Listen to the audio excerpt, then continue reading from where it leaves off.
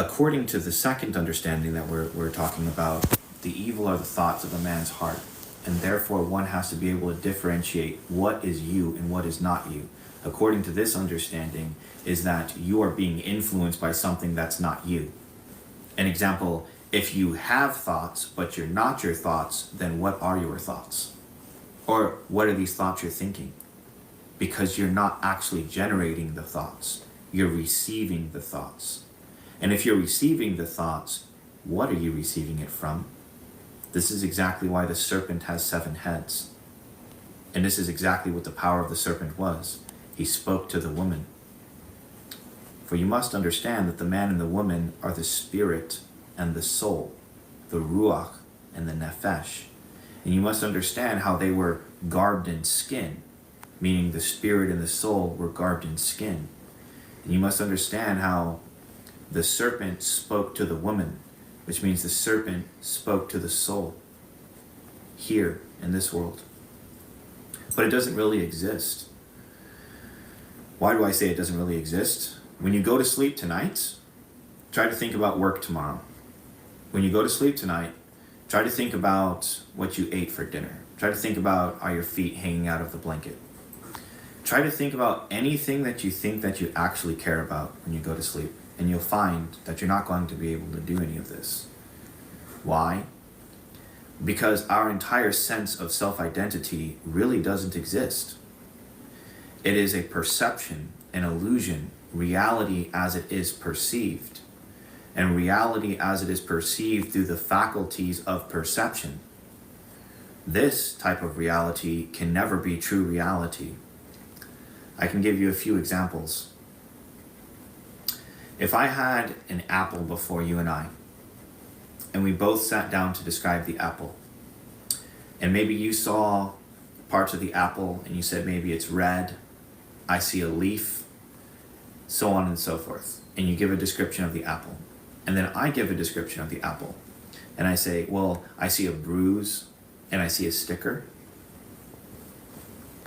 What we will find is that both your experience of the apple and my experience of the apple are only reality as it is perceived. It is perception. It is not the real reality. The only real reality is the apple's existence itself. And because you and I cannot experience the apple's existence itself, it teaches us that what we're experiencing isn't really reality. It's only an illusion of reality. And under this context, you can't experience reality, which means that your entire sense of idea or identity is really a lie. It's all perception. Because nothing you think played out the way that you think that it played out.